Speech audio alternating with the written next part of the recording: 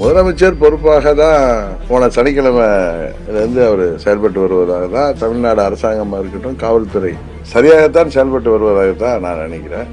திரு விஜய் அவர்கள் அதில் அந்த விபத்தை பார்த்தது மிகவும் மனது உடைந்து போயிருப்பார். இது எல்லோருக்கும் உள்ளதுதான். அது அவங்க நான் நினைக்கிறேன் திரு விஜய் அவர்கள் இதுக்கு தார்மீக பொறுப்பேற்றிருந்தார். நேற்று நீதிமன்றம் கூட அவர் மீது அவ்வளவு கண்டனங்கள் தெரிவிச்சிருக்காரு.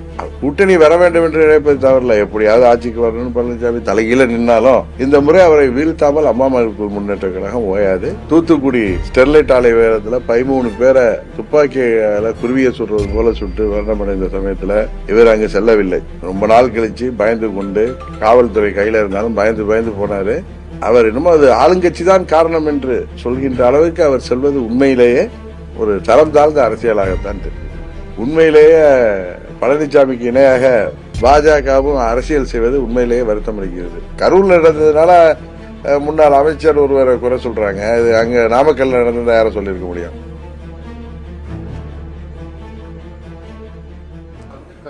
விவகாரம் தொடர்பாக முழு உண்மையை வந்து வெளிக்கொண்டு வருவோம்னு சொல்லிட்டு தமிழக முதல்வர் வந்து எக்ஸ்தலத்தில் வந்து பதிவிட்டார். ஆமா, உண்மைதான். முதலமைச்சர் பொறுப்பாக தான் போன சனிக்கிழமையிலிருந்து அவர் செயல்பட்டு வருவதாக தான் தமிழ்நாடு அரசாங்கமாக இருக்கட்டும், காவல்துறை சரியாகத்தான் செயல்பட்டு வருவதாகத்தான் நான் நினைக்கிறேன்.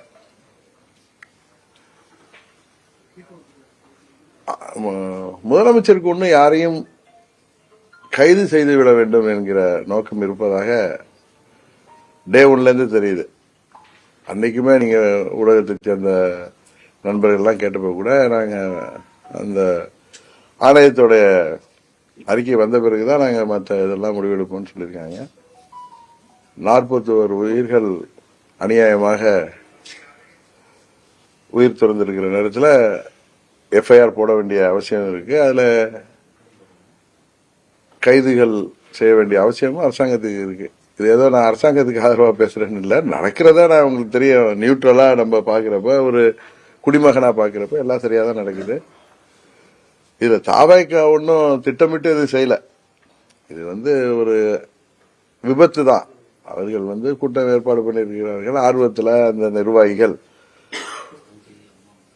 அவர்கள் தலைவர் வரும் பொழுது நிறைய கூட்டத்தை காட்ட வேண்டும் என்றெல்லாம் அவர்கள் ஏற்பாடு செய்திருக்கிறார்கள். இருந்தாலும் அனுபவம் குறைவுனால அவங்களுக்கு அவ்வளவு தொண்டர்கள் வந்திருக்கின்ற இடத்துல அவர்களுக்கு உரிய அடிப்படை வசதிகளை, இப்ப நம்ம எல்லாம் கூட்டம் போட்டோம்னா ஆர்ப்பாட்டம் அறிவிச்சா வெயில் நேரமாக இருந்தா கூட அவர்களுக்கெல்லாம் குடிக்க தண்ணீர், பிஸ்கட் எல்லாம் கொடுப்போம். எல்லா கட்சிகளும் செய்வாங்க. அவர்களுக்கு தெரியாமல் இருந்திருக்கலாம். அது கூட அவங்க வேணுக்குன்னு செய்யலன்னு நம்ம சொல்லல. அதற்கு திரு விஜய் அவர்கள் அதுல அந்த விபத்தை பார்த்தது மிகவும் மனது உடைந்து போயிருப்பார். இது எல்லோருக்கும் உள்ளதுதான். அது அவங்க முதல்வர் அவர்கள் சொன்னது போல எந்த தலைவருமே அவங்க கட்சி தொண்டர்களோ நிர்வாகிகளோ இறப்பதை யாருமே ஏற்றுக்கொள்ள மாட்டார்கள், விரும்ப மாட்டார்கள் என்று அவர் யதார்த்தமாகவும் சொல்லியிருக்கார். ஆனா நான் நினைக்கிறேன் திரு விஜய் அவர்கள் இதுக்கு தார்மீக பொறுப்பேற்றிருந்தார். நேற்று நீதிமன்றம் கூட அவர் மீது அவ்வளவு கண்டனங்கள் தெரிவிச்சிருக்காரு.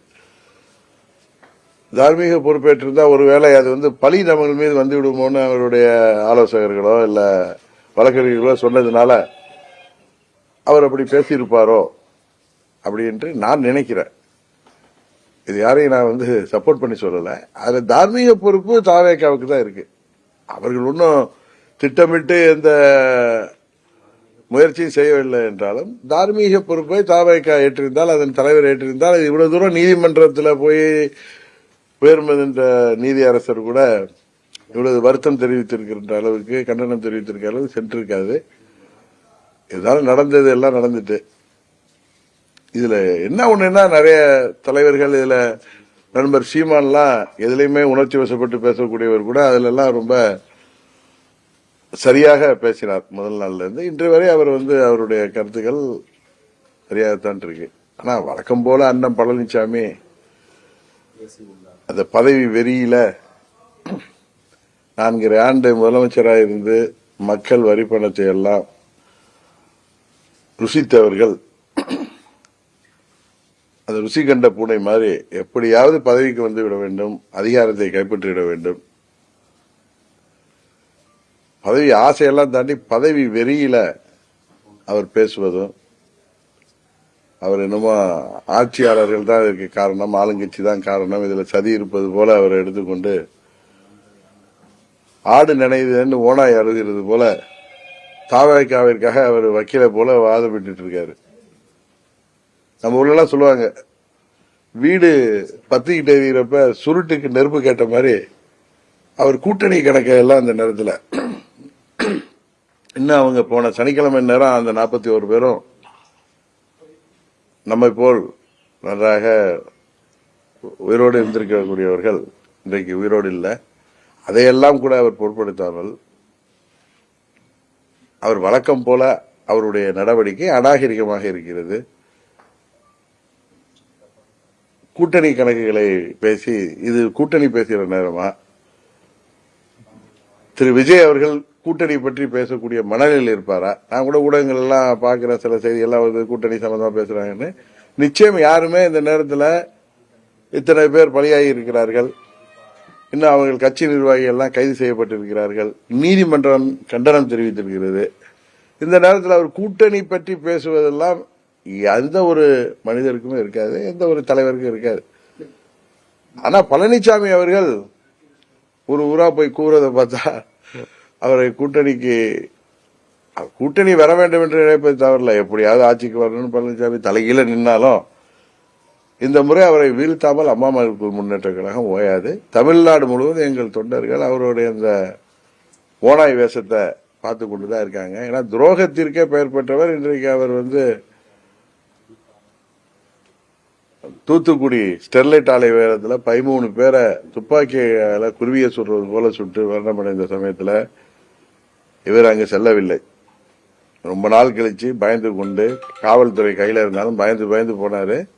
அன்றைக்கு சேலத்தில் இருந்தவர் நான் தொலைக்காட்சியில பார்த்து தெரிந்து கொண்டேங்கிறார். ஆனா இந்த விஷயத்துல முதலமைச்சர் பார்த்த உடனே சென்று விட்டார். இன்றைக்கு கூட நான் அதை அரசியலாக பேச விரும்பவில்லை. ஆனால் சில கட்சி தலைவர்கள் இந்த விஷயத்திலே அரசியலாக்குவதும், அந்த குடும்பங்கள்லாம் தொலைக்காட்சியிலேயோ இந்த செய்திகளை பத்திரிகைகளை படித்தா எவ்வளவு வருத்தப்படுவார்கள். நமது வீட்டில் சாவிட இளவு இருந்திருக்கு, இவங்க நம்மளை வைத்து அரசியல் செய்கிறார்களே என்று எண்ணுகிற அளவுக்கு மிகவும் மோசமான நிலையில சில தலைவர்கள் பேசுவதும், இதுல என்ன சதி இருந்துட முடியும்? இது ஒரு விபத்து. இதுல திட்டமிட்ட சதியோ ஏதோ இருக்காது. அது ஒரு கூட்டுறாங்க, நெரிசல் அதிகமாகுது. அந்த நெரிசல்ல நிறைய பேருக்கு தண்ணீர் இல்லாததுனால அவர் மூர்ச்சை ஆகிறார்கள், அதுல மிதிப்படுறாங்க. இதான் நடக்குது, பாக்குறோம் நம்ம. இதை கடந்த ஒரு வாரமாக இதை வைத்துக்கொண்டு எவ்வளவோ அரசியல் செய்து கொண்டிருக்கிறார்கள். அதையெல்லாம் தமிழ்நாட்டு மக்கள் பார்த்து கொண்டுதான் இருக்கிறார்கள். இதற்கெல்லாம் உச்சத்தில் போய் பழனிசாமி கூட்டணிக்காக போய் ஒரு ஊரா போய் அவர் எதிர்கட்சி தலைவர் என்கிற முறையில ஆளுங்கட்சியை சாட்டுறது வேற. ஆனா அவர் என்னமோ அது ஆளுங்கட்சி தான் காரணம் என்று சொல்கின்ற அளவுக்கு அவர் சொல்வது உண்மையிலேயே ஒரு தரம் தாழ்ந்த அரசியலாகத்தான் தெரியுது. மத்திய அரசு இந்த குழு ஒன்று அமைச்சிருக்காங்க. அதாவது மணிப்பூர் கலவரத்துக்கெல்லாம் ஒரு குழு அனுப்பாம இந்த 41 பேர் இறந்தவனா உடனடியா நிர்மலா சீதாராமன் இந்த எல்லாம் வந்து ஒரு குழு ஒன்று அனுப்பி இல்ல நிதி அமைச்சரும் அவரு மாண்புமிகு நிதி அமைச்சர் அவர்களும் மாண்புமிகு தமிழ்நாட்டை சேர்ந்த மத்திய இணையமைச்சர் முருகன் அவர்களும் வந்தது பிரதமர் அனுப்பிதான் வந்தாங்க. அவர்கள் வந்து விட்டு ஒன்றும் அவர்கள் அதுல எனக்கு தெரிந்தவரை அவர்கள் வந்து ஒன்றும் எந்த ஒரு மற்றவர்கள் போல் இல்லாமல் அவர்கள் சரியாகத்தான் பேசிவிட்டு சென்றார்கள். பாரதிய ஜனதா கட்சி சார்பாக ஒரு குழு வந்ததுதான் உண்மையிலேயே பழனிசாமிக்கு இணையாக பாஜகவும் அரசியல் செய்வது உண்மையிலேயே வருத்தம் அளிக்கிறது. தூத்துக்குடி சம்பவத்தப்ப இந்த மாதிரி எந்த குழுவும் வரல, கரெக்டா? தூத்துக்குடி சம்பவத்தப்ப எந்த குழுவுமே வரல. அங்க 13 பேர் உயிர்களை ஸ்டெர்லைட் ஆலை வேண்டாம் என்று அவர்கள் போராடியது போது எவ்வளவு பெரிய கலவரங்கள் ஏற்படுத்தி அங்க அவங்க 13 பேர் உயிர்களை காக்கைக்குருவி சுட்டு மாதிரி சுட்டு போட்டப்ப ஒன்னும் இந்த குழுவெல்லாம் வரல. ஆனா அந்த குழுவில் வந்தவர்கள் பேசியது பழனிசாமிக்கு இடையாக இருந்தது. இதெல்லாம் மக்கள் பார்த்து கொண்டுதான் இருக்காங்க. அதில் வந்தவர்களே கும்பமேளா மரணங்கள் போது என்ன கருத்து சொன்னார்கள் என்பது எல்லோருக்கும் தெரியும், எல்லா மக்களுக்கு தெரியும். இப்ப ஒன்னும் ஊடகங்கள் பத்திரிகைகள் மூலம் எல்லா செய்திகளும் உலகத்தில் எங்க எது நடந்தாலும் உடனே பட்டி தொட்டி எல்லாம் சென்றடையுது. அதனால தயவு செய்து இந்த கொடிய துயரத்தை, மரணத்தை அரசியலாக்காமல் இது போன்ற கொடுமையான சம்பவங்கள், ஓர் உயிர் கூட நமது அரசியல் கட்சிகள் சார்பாக கூட்டங்களோ, மாநாடுகளோ, ஊர்வலங்களோ, கண்டன ஆர்ப்பாட்டங்களோ நடைபெறும் போது ஏற்படாமல் கட்சிகளும் சரி, காவல்துறையும் இதை வருங்காலத்தில் கையாள வேண்டும். அதுக்கு இது ஒரு பாடமாக இருக்க வேண்டும். இதை எடுத்துக்கொண்டு செய்ய வேண்டும் என்பதுதான் அம்மா மக்கள் முன்னேற்ற கழகத்தின் வேண்டுகோள். கூட்டத்துக்கு வந்தீங்கன்னா வேலை வருவீங்க, அங்க இறங்கி அங்க பேசுவீங்க. இவர் அந்த விமான நிலையத்திலேருந்து அப்படியே ரோட்ஸ்ல நடத்தி அது முன்னாடி ஒரு 500 பேர் 1000 பேர்த்து அப்படியே ஆட விட்டு வெயில்ல இவர் ஏசியில வண்டியில உட்காந்துட்டு அப்படியே சொகுசா வர்றாரு. அது எந்த ஒரு நியாயம்? இல்ல, எல்லார் வேன்கள்லயும் ஏசி தான் இருக்கு. இல்ல இல்ல உண்மையை சொல்லல. இப்ப நான் போற வேன்ல ஏசி தான் இருக்கு. நாங்கள் மக்களை சேர்ந்து கண்ட உடனே அந்த கூட்டத்துக்கு தகுந்த மாதிரி வேன்ல வெளில வர்றதோ இல்ல இறங்கி அவர்களை பார்ப்பதோ நடக்கும். பட் அவர் புதிது தானே. அவர் திரை உலகத்துல நல்லா அனுபவம் பெற்றிருந்தாலும் அரசியலுக்கு அவர் புதியவர். இன்னொன்று, அவரை சுத்தி இருப்பவங்களும் ஒன்றும் நான் குறை சொல்லணும்னு சொல்லல. நிறைய பேர் அவர்களுக்கு அது தெரிந்தவர்கள் தான். யாருக்குமே அரசியல் ரீதியான அனுபவம் இல்லாத காரணத்தினால் நடந்த ஒரு பிழைதானே தவிர இது அவங்களுக்கும் ஒரு அதை தெரிந்து செய்தார்கள் என்று சொல்வதற்கு இல்லை. ஆனால் திரு விஜய் அவர்கள் அன்றைக்கு அவருடைய வீடியோ வந்தப்ப அது உண்மையாவே நமக்கு எல்லாம் பாக்குறப்ப கொஞ்சம் வருத்தமா இருந்துச்சு. ஏன்னா அது தார்மீக பொறுப்பேற்றுக்கணும் தாவேக. அதை விட்டு அவர்கள் இதுல சதி இருப்பது போல பேசுவது, யாரோ அவரை தவறாக அவரது சட்ட வல்லுநர்களோ இல்ல அவரை சேர்ந்தவர்களோ அறிவுஜீவிகள்லாம் இருப்பாங்கல்ல, இதுல நிறைய பேர், அவர்கள் நீங்க இதுல தார்மீக பொறுப்பேற்றால் இது நீங்கள் பழியை ஏற்றுக்கொண்டது போல ஆகிவிடும், இது வழக்குல பாதிக்கும் சொல்லியிருக்கலாமோன்னு எனக்கு தோணுது. இது என்னுடைய கருத்து தான். அதை பார்த்ததும் அதுதான் நீதிமன்றமே அதனாலதான் இவ்வளவு கண்டனங்களை தெரிவிக்கின்ற அளவுக்கு சென்றிருப்பதாக நான் நினைக்கிறேன்.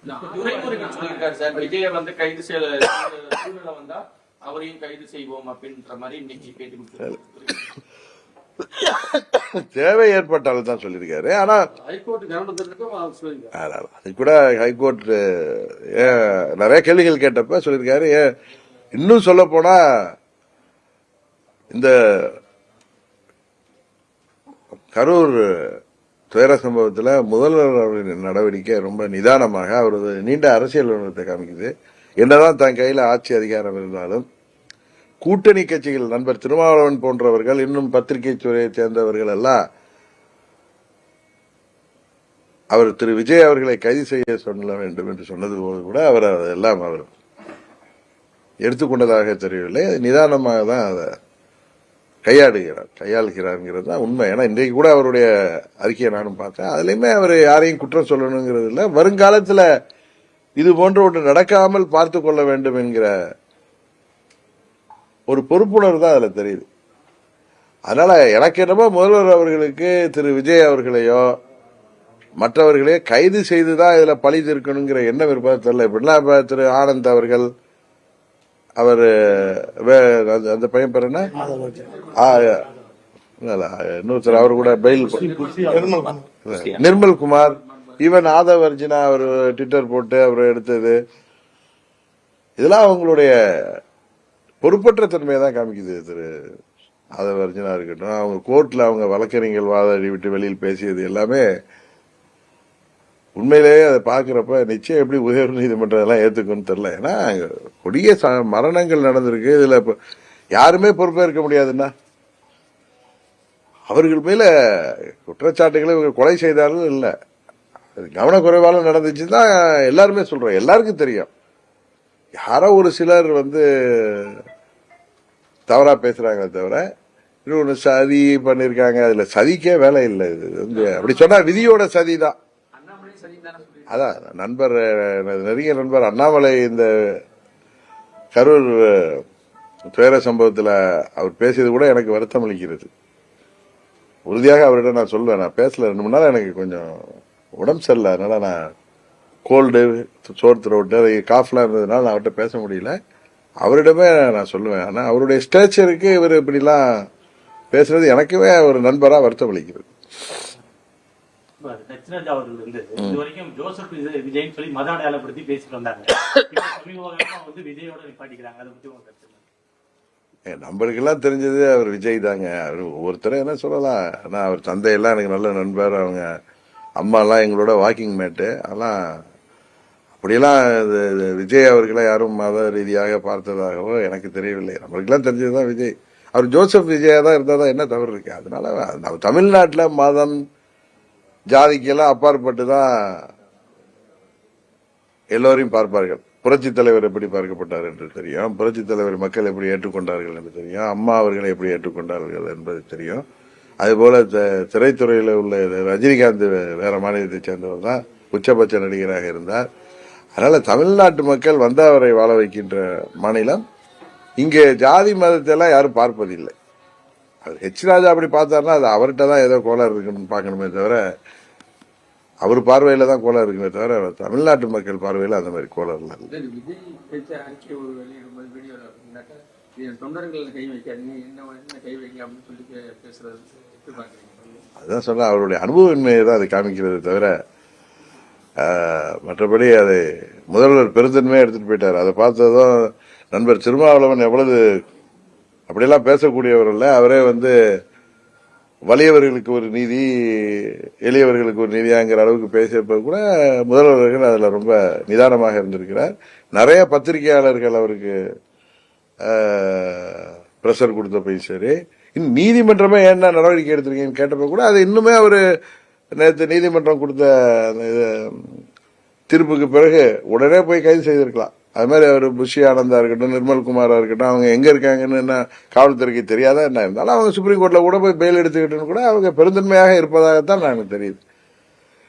இது ஆட்சிக்கு நான் ஆதரவா பேசல, நமது அரசாங்கம் நாம பிடிக்குதோ இல்லையோ தமிழ்நாட்டின் அரசாங்கம் இதில் சரியாக செயல்படுவதாக தான். இன்னொன்னு காவல்துறை சரியாக செயல்படுவதாகவும் இன்னும் சில பேர் சொல்றாங்க. அண்ணன் பழனிசாமி சொல்லுது அவங்க மூத்த ஐஏஎஸ் அதிகாரி அவங்க திருமதி அமுதா அவர்கள்லாம் இதுல அவங்க எல்லாம் எவ்வளவு ரெப்யூட்டட் ஆபீசர்னு எல்லாருக்கும் தெரியும்.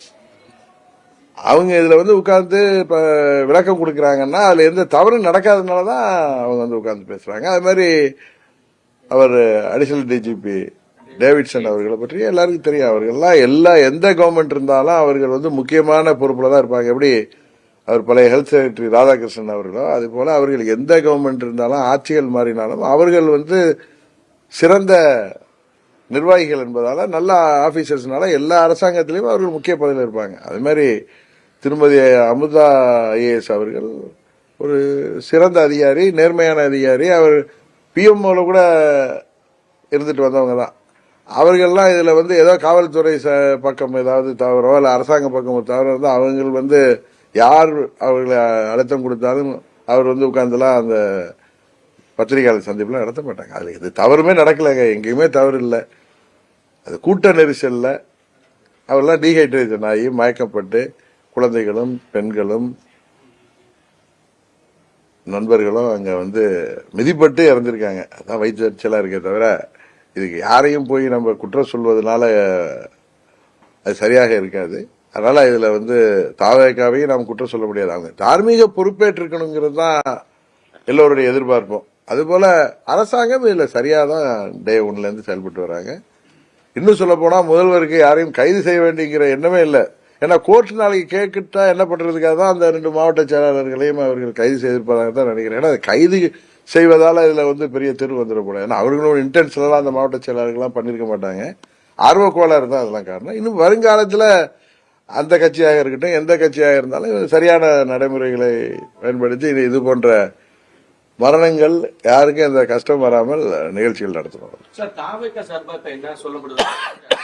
மற்ற மாவட்டத்துல 4 மாவட்டத்திலயும் இவங்க வந்து கூட்டத்தை இது பண்ணாலும் ஏன் கரூர் மாவட்டத்துல மட்டும் இந்த மாதிரி சம்பவம் நடந்தது அப்படின்ற மாதிரி தாவேக்கா சார்பா இல்ல அதுதான் ஒரு தவறான, அவங்க வந்து பயத்துல பேசுறாங்க, இன்னும் தான் மேல பழி வந்துருமோங்கிற.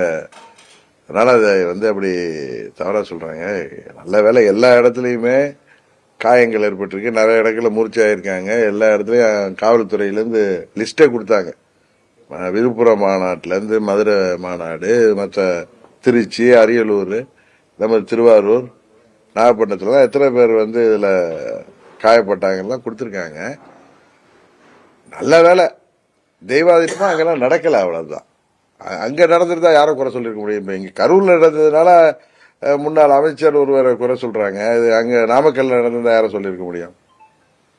இதெல்லாம் வந்து அவர்கள், அதான் சொல்றேன், அவர்கள் புதியவர்கள், அரசியலுக்கு புதியவர்கள். இதை துணிச்சலாக எதிர்கொள்ள வேண்டிய நம்ம மடியில கனம் இல்லைங்கிறப்ப அவங்க துணிச்சலா எதிர்கொள்ளலாம். அதை இது போல திசை திருப்புவது போல அவர்கள் பேசியதுதான் நீதிமன்றம் அப்படி கடுமையான கண்டனங்களை தெரிவித்திருக்கிறத தவிர அதை தாண்டி வேற ஒண்ணும் இல்லை.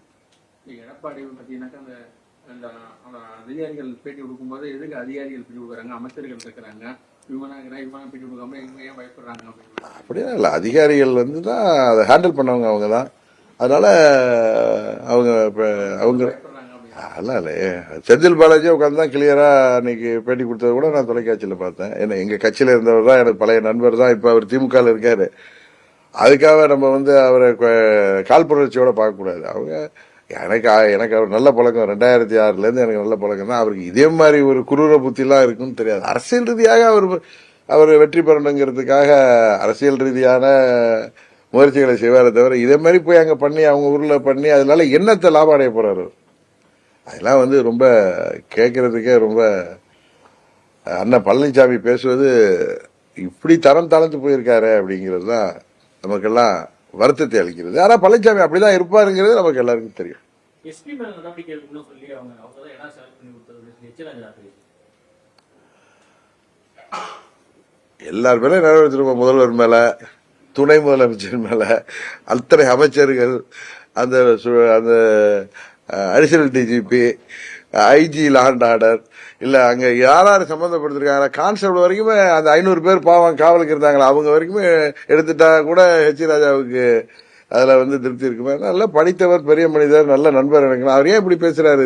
இதனால ஒண்ணு 2026 தேர்தலில் வந்து ஒன்னும் மாற்றம் வர போறது இல்லை. இது மக்களுக்கு தெரியும், இதுல என்ன நடந்ததுன்னு தெரியும், இதுல எந்தவித சதியும் கிடையாது. தாவேகாவுக்கு எந்தவித அது போன்ற எண்ணமும் தெரியாது, யாருக்குமே தெரியாது. அதுக்கு அங்கிருந்த காவல்துறை அதிகாரிகளா இருக்கட்டும், யாருக்குமே அந்த மாதிரி ஒரு நிகழ்ச்சி நடக்கும், அப்படி ஒரு துர்சம்பவம் நடக்குன்னு யாருக்குமே இல்லை. இது வந்து ஏதோ ஒரு விபத்து தான். அதான் நான் அன்றைக்கு சொல்லதான் விபத்து. இதுல என்னதான் சிபிஐல இன்டர்போல் விசாரணை நடந்தனாலும் அதான் வர முடியுமே தவிர இதுல ஒன்னும் வேற எதுவும் வரப்போறது இல்லை. இல்ல சிபிஐ என்ன, முதலமைச்சரை சிபிஐக்கு ஆர்டர் போடலாம். இப்ப கோர்ட் வந்து எஸ்ஐடி போட்டிருக்கு. அவரு கார்கை பத்தி நல்ல ஒப்பீனியன் நண்பர் அண்ணாமலே இன்னைக்கு சொல்லியிருக்காரு. நான் டெல்லியில இருந்து அவர் கொடுத்த பேட்டியோ இல்ல ஏதோ ஆங்கில தொலைக்காட்சி கொடுத்த பேட்டியை பார்த்தேன். அதனால இதுல வந்து யாருமே தவறு செய்யவில்லை. இது விதி செய்த சதின்னு வேணா எடுத்துக்கிட்டு போலாமே தவிர நம்ம சும்மா பேசுறது அது வந்து அரசியலில் உள்ளவர்களுக்கே நமக்கெல்லாம் அசிங்கமா தெரியுது. அவ்வளவுதான். ரோட் ஷோக்கு ஒரு வழி ரோட் ஷோ நடத்தணும்னா 20 கிலோமீட்டர் 23 கிலோமீட்டர் வராங்க. இல்ல இது வரைக்கும் நடந்துகிட்டு முதலமைச்சர் கிளியரா இருக்க. வருங்காலத்துல இது போல இல்லாம நம்ம எல்லா கட்சிகளும் சேர்ந்து இதுக்கு ஒரு சரியான திட்டமிடல் செய்வோம்னு தான் சொல்லியிருக்காரு. அது திரும்ப திரும்ப இதே பேசிட்டு இருக்க வேணாம்னு நினைக்கிறேன். அதிமுக முதல்வர் இருப்பாரா, எடப்பாடி கூட்டணி சேர மாட்டேன்னு சொல்றீங்க, அந்த இடத்துக்கு வேற யார் வருவீங்க எதிர்பார்க்கறீங்க? நான் தான் அன்னைக்கே சொன்னா, ஏற்கனவே சொல்லியிருக்கேன், எடப்பாடியை தவிர யார் ராமசாமியா இருந்தாலும் சரி, குப்புசாமியா இருந்தாலும் சரி, எனக்கு ஒண்ணும் கிடையாது. எனக்கு அதிமுக மேல எந்த விரோதமும் கிடையாது. எனக்கு என்டிஏ கூட்டணியில நாங்கள் ரொம்ப கம்ஃபர்டபுளா தான் இருந்தோம். அங்க எந்த ராமசாமியோ குப்புசாமி, இவர் சொல்றாருல கிளை செயலாளர் கூட வரலான்னு, அங்க பொதுச் செயலாளர் பதவிக்கு புரட்சி தலைவர் காலத்திலேயும் அம்மா அவர்கள் காலத்திலேயும் யார் வேண்டுமானாலும் பொதுச் செயலாளர் பதவிக்கு போட்டியில இருந்தது. அந்த அடிப்படை சட்டத்தை மாத்தி 10 மாவட்ட செயலாளர்கள் ஆதரவு அளிக்கணும், 10 மாவட்ட செயலாளர்கள் வழிமொழியணும். இதற்கு முன்பு 5 ஆண்டுகள் ஏதோ அவர்கள் வந்து தலைமை கழக நிர்வாகம் இருந்துட்டு யாருமே நிக்க முடியாத மாதிரி இவர் தான் பொதுச்செயலாளர் இருக்கிற மாதிரி.